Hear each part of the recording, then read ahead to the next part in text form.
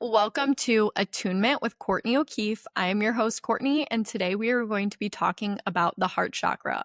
This is our mini lesson. We will have an overview. We'll talk about imbalance and what that looks like with over and underactive chakras. We'll talk about some personal experiences I've had with imbalance, symptoms of balance and what that looks like, and we'll close off with some affirmations. So let's dive into it. The heart chakra is the fourth chakra in the system. It's located in the center of your chest near your heart or in between your shoulder blades on your back. It is the bridge between the lower and the upper chakras. Your lower chakras are all about who we are on the planet, and your upper chakras are all your spiritual based chakras, and this kind of sits in the middle of those. It has the themes all centered around love, compassion, and connection. It's how we love ourselves, others, and the world around us. It governs romantic, platonic, and familial love, as well as divine love and oneness and connection, that divine, all encompassing love. It can be the spark of incredible transformation. Love is something that we cannot live without, and it's associated with the element of air, also something we cannot live without. It is associated with the sense of touch, and it is represented by the color green. So, imbalance of the heart chakra. The heart chakra imbalances are pretty straightforward as they deal with the matters of the heart. So, all of the emotional effects are associated with feelings of love and connection. Overactive heart chakra can lead to a lack of healthy boundaries. It feels a lot like an energy bleed and giving too much from the heart space. So, giving too much energy to a relationship or exaggerating a sense of connection when there really isn't authentic feelings that go both ways. And experiencing extreme jealousy or insecurity or codependency is associated with an overactive chakra. An underactive or blocked heart chakra can occur from past heartbreak and trauma, which can lead to feelings of disconnect and withdrawal from yourself and others. So, overthinking mistakes or past failures from past relationships keeps you in a pattern of looking back and ruminating over the past rather than connecting and lovingly living in your present moment. You're unable to love yourself with an underactive chakra, and you're resistant, suspicious, or disbelieving when it comes to receiving love from someone else. Mental and emotional symptoms of an imbalanced heart chakra can lead to issues around the ability to give and receive love, kind of that two-way street. So, jealousy and codependency, which we talked about, lack of compassion, disconnection from self and others, feeling undeserving of love, an inability to forgive, grudge holding is really big here, a lack of trust or authentic connection in your relationships, loneliness and depression are associated with this chakra, and judgmental thoughts and self-criticism is really big here as well. And physical symptoms. Again, I am not a doctor. These are just things to consider as you're working through chakra healing. The heart chakra obviously governs over the heart and circulatory system, the chest, the lungs, and upper back. Blood pressure problems, poor circulation, heart problems, respiratory issues, including asthma or allergies, pain and tension in the upper back and shoulder blades, and prone to illnesses such as bronchitis and pneumonia, which is really interesting because I'm going to get into personal stuff now. As a child, I used to have chronic allergies and used to have to go to an allergist to get weekly shots for allergies. And then one day they just all went away. And I just think that that is so interesting. As I dive into my personal stories here, a lot of the stories that I have to share actually are more around transformation when it comes to the heart chakra. So I'll share that closer to when we get to the balancing point. But I will say that a lot of my inner child and teenage heart chakra wounds have to do with old programming and my first experiences with romantic relationships. And one of the things that stood out to me when I reflect back on heart chakra imbalances have to do with the way I was raised. I've talked a little bit about the emotional trauma that was put on me by the way my dad parented. Another aspect of that is not feeling like I totally belonged. The way that my mom was not always allowed to comfort me in moments when I got in trouble or did something wrong, I was immediately sent to my room. And I feel like I've talked about that before on past episodes, but for some reason that stuck out to me when I was thinking about the heart chakra. And just super toxic relationships when it comes to early romantic situations, specifically in high school. And I'll get into that. In my teenage relationships, and this isn't necessarily romantic, this is friendships, a lot of those felt like I was putting in so much effort for these like fabricated friendships. And I don't know if this is like a universal experience, but a lot of women that I talk to have felt a certain pressure to like fit in or be cool. And what did you have to do to get into this cool crowd in high school, specifically for me? And I put a lot of energy into certain relationships to be in this cool crowd. And I would not really receive much back from that. And that is one thing that I thought of immediately when I was thinking of overactive examples, like putting all my energy out there and kind of being delusional in the fact of I can fit in here. And that led to a lot of jealousy and tension in those relationships. And a lot of it felt like a one-way street. I would have these jealousy moments and put so much energetic effort into some of them and got nothing back. And it's important to reflect on these things. What does an authentic connection look like? And a lot of my old relationships and friendships and connections had no authenticity within them because I was not being an authentic person. So, as I am creating new friendships in the suburbs of Chicago, I am trying to really evaluate like, where am I putting my energy? Am I receiving it back? And we'll get into that a little bit when we talk about balance, but that's one thing that really stood out to me when I was thinking about this.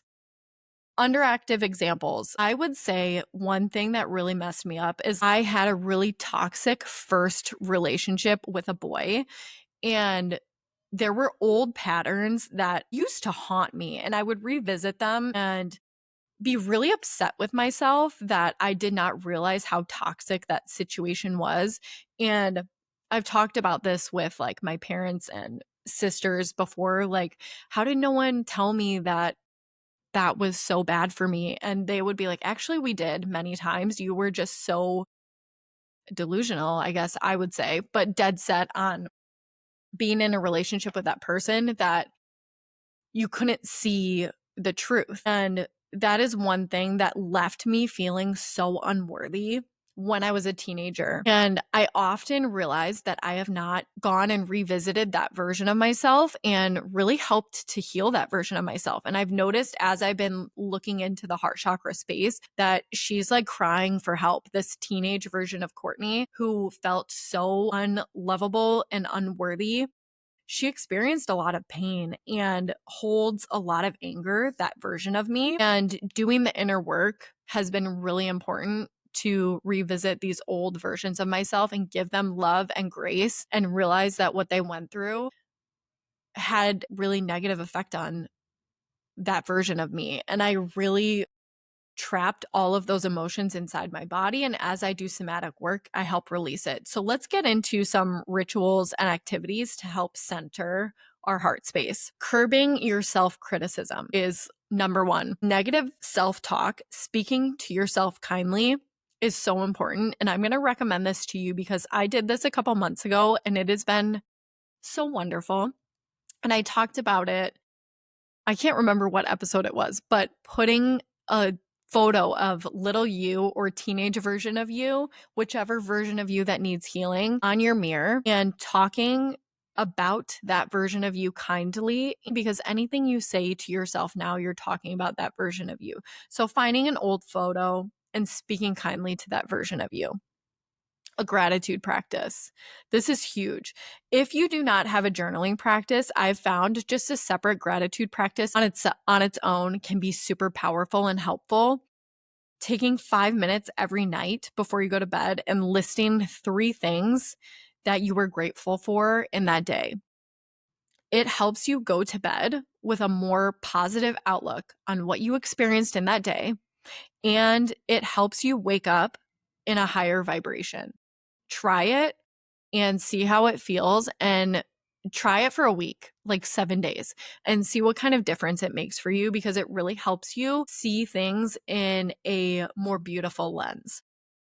Especially if you had a hard day, finding pockets of joy or pockets of gratitude in harder moments can be important. Volunteering. Volunteering is always huge for the heart space. Opening up your heart and helping others, that's the give part of the heart chakra, giving. And in turn, practicing receiving, letting someone open the door for you. If you are someone who is bad at receiving things, because I know I never wanted to receive help, practicing someone opening the door for you. Like if you go to Trader Joe's and the cashier is like, "Do you need help to your car today?" Saying yes. So random, but I mean, when have you ever said yes to something like that? That is telling the universe, yes, I am open to receive. What else can I receive? So try little things like that throughout your day and see how it can snowball for you. And being open to receive, letting the universe know that you are open. Writing love letters. This is probably my favorite one. It feels a lot like gratitude too. So handwritten notes, I think, are literally the best. You can send snail mail to the people you love and appreciate. I've talked about the artist way a few times. In that book, there's a lot of practice of writing to mentors who have inspired you or helped you along your journey. I've started since then just writing more handwritten notes and sending them to people that I wouldn't normally send notes to, rather than sending a text message. And it's so beautiful because you're giving something and things can come back to you in that sense as well. And people love getting snail mail. Heart opening yoga practices. I'm going to share a little story with this because if you feel into your chest, if your chest feels tight, it could be that your heart chakra is closed. I can't remember when this was, but this was like a few months ago.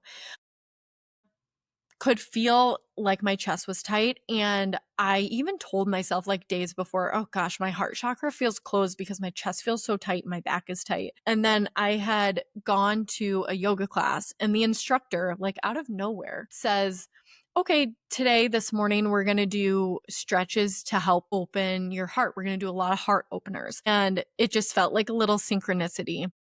We spent this whole class really opening up our chest space and doing stretches and moves that helped open the heart chakra. And I felt so much lighter after that yoga practice. And at the time, Chris has a friend from college who they have a child who was recently diagnosed with cancer. And he had made these custom bands for them and all of their friends to wear for their child. And after the yoga practice, I went to the post office to send out these bands to the friend group. And today, for some reason, I chose to go to a different post office. It was very strange. It's a post office in town I've never been to. And I walk in and I'm the only person in this post office. And the woman behind the register is like creating all the labels for this. And she's like, oh, just so you know, we have a drop box too if you ever want to do the labels ahead of time. But she's like, it's really not busy. It's not a problem. But if it is busier, you can do it this way. And I was like, oh gosh, okay. I really can't remember the last time I was at a post office. And as we're talking, she says to me, I feel like you were supposed to come in here today. And I was like, you got me. What? And she asked me if I believe in God. And I said yes. And I had told her about the bands that were being sent out. And she said, do you want to say a prayer together? And she held my hands and we said this prayer. She led this prayer and I was sobbing. It was the most beautiful experience in the entire world. And it just came out of nowhere after I did all of this heart chakra opening. And following my intuition and going to that post office and saying yes to this prayer with this woman sent out all this positive energy to this family who is going through this huge thing that is traumatic and transformative. And the whole thing just snowballed. And I left and after I was crying over this and was just thinking, oh my God, we are all connected. We are all connected to each other, no matter what walk of life we come from, how can we not have compassion and empathy for each other? Yes, do we all have different viewpoints and ideologies? Absolutely. We are all our own individual people expressing ourselves on this planet, but we are also all connected and come from the same divine source. And that is heart chakra energy, realizing that we are all a mirror for each other. Everything we come in contact with is for a reason. And energetically, we are all connected. That's why when like large traumatic things happen, we can all feel it. And it's just so important to remember that everyone is going through something. And the fact that I got that lesson out of going to a yoga class with heart chakra opening stretches is magical. So I highly recommend doing something like that. Also, connecting with people outside of your direct community is huge. I used to be a part of something called the Human Library. I was a book in the Human Library, and this is a safe place to unjudge someone. There is so much judgment in the world. This is a nonprofit that was built around the idea of checking out books. Each person is a book. Everyone has an experience. I went and participated in this as a book of childhood sexual abuse, and people could like check me out as a book, and they did not know what I looked like, who I was. All my title was childhood sexual abuse. And then I would sit at a table and talk with someone. And truly, those were the most transformative conversations I've ever had. The other books in the Human Library are just magical humans from all walks of life that everyone has a story to share, and we can all relate to each other in the most beautiful way. And you don't experience that unless you step outside your comfort zone and interact with people who are not in your direct community. So I cannot recommend that enough. If you look into the Human Library, they do events all over. They're also really good to bring into corporate spaces to enlighten people in that way. It is just a beautiful organization. And I'm actually hoping to bring someone on the podcast from that organization so we can talk with them about how it was created, because it's truly magical and so heart opening.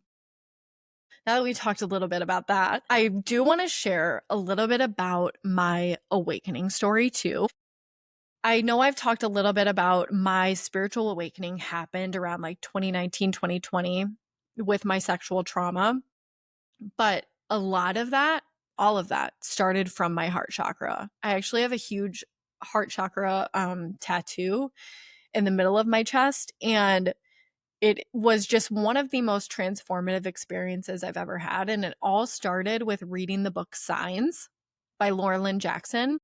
Everyone talks about this book in like the spiritual community. People love it. I found it to be so magical. It's like the secret way to communicate with the universe. And I was reading that in 2019. This was right after I had Harper. And you learn about other people's experiences and how they learned to communicate with people who have crossed over or the universe. And it was so beautiful. And I literally felt my heart chakra burst open while I was reading that book because it felt so magical to me. And I specifically remember going to my sister, who is a nurse, and I was like, I am experiencing really weird chest symptoms.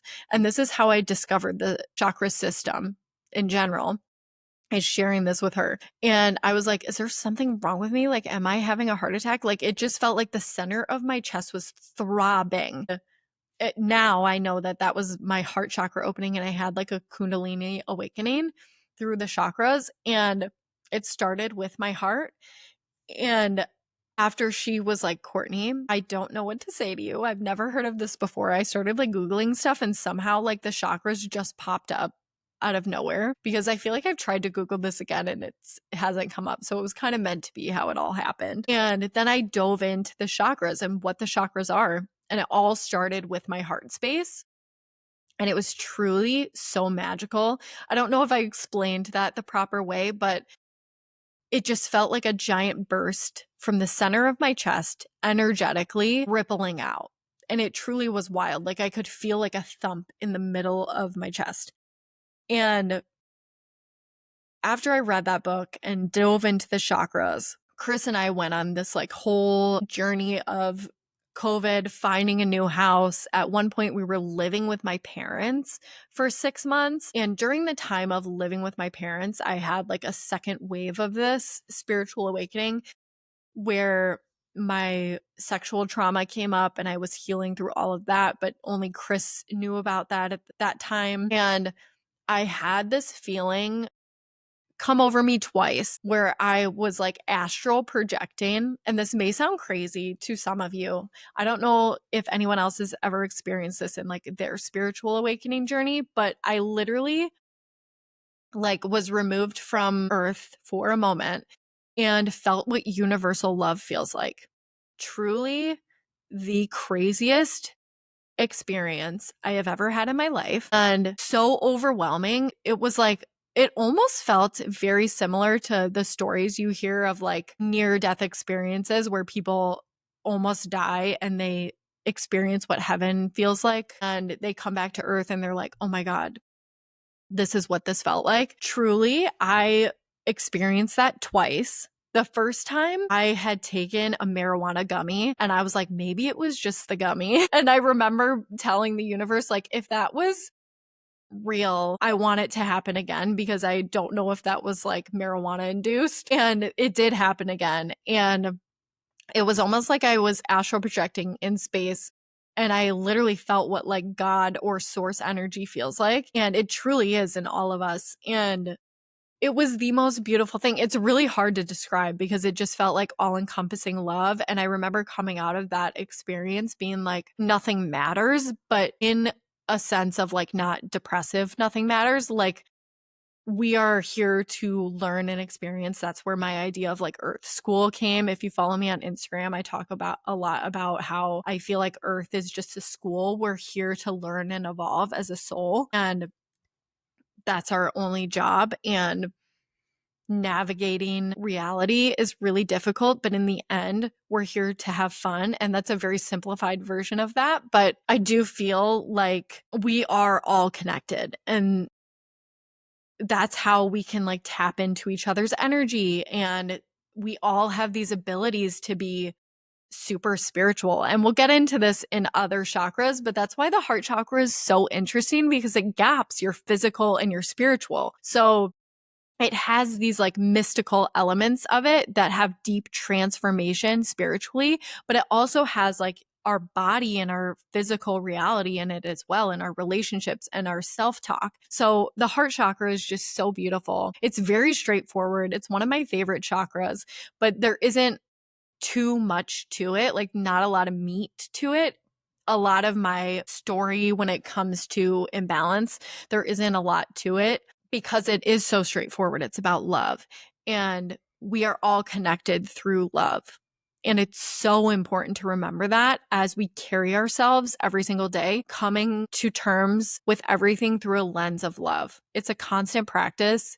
I'm not trying to like gaslight you in your experiences because everything you experience, tough or not, is real. And it's important to just have this perspective of we are all connected divinely through love. That being said, let's get into what balance feels like. When your heart chakra is open and balanced, we feel so much warmth and acceptance and love. We can give love freely, just as importantly as receiving it, without question or distrust. We are able to make authentic connections and maintain healthy boundaries. The love we have for ourselves is unconditional. And because of that, our outer relationships deepen in nature and become more meaningful, which is so beautiful. Critical self-talk in your mind clears and you are quick to forgive. A new level of acceptance of yourself and others is key there too.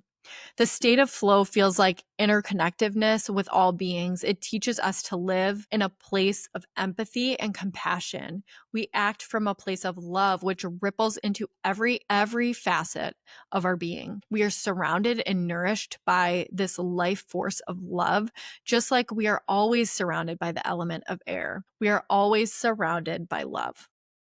And balance brings us such a deep peace and indescribable joy in the heart space. And let's close out with some affirmations here. I offer my inner child unconditional love. My heart is open to give and receive. I forgive myself and others with compassion. I am love. I am loved. I honor the connection of all living things. If one of those calls to you, feel free to write it down, put it on your mirror, put it in your journal, in your planner. It's really important to remember to come at things in a lens of love, especially in the political and social climate that we're in today. There's so many opportunities for division. And I think it is so important to remember that we are all connected. We all come from the same source, and love should be leading the way. Thank you so much for listening, and I will see you next week for our Heart Chakra meditation. Visit ablealchemy.com to download your free chakra journal and to learn more about Able Alchemy. This is a place where your dreams and reality align through services like tarot and astrology readings, sound bath sessions, and intuitive branding for businesses looking to align with their manifestations and purpose through soul-led studies such as astrology, business energy analysis, and chakra color theory. Follow along with Able Alchemy on Instagram, TikTok, and YouTube.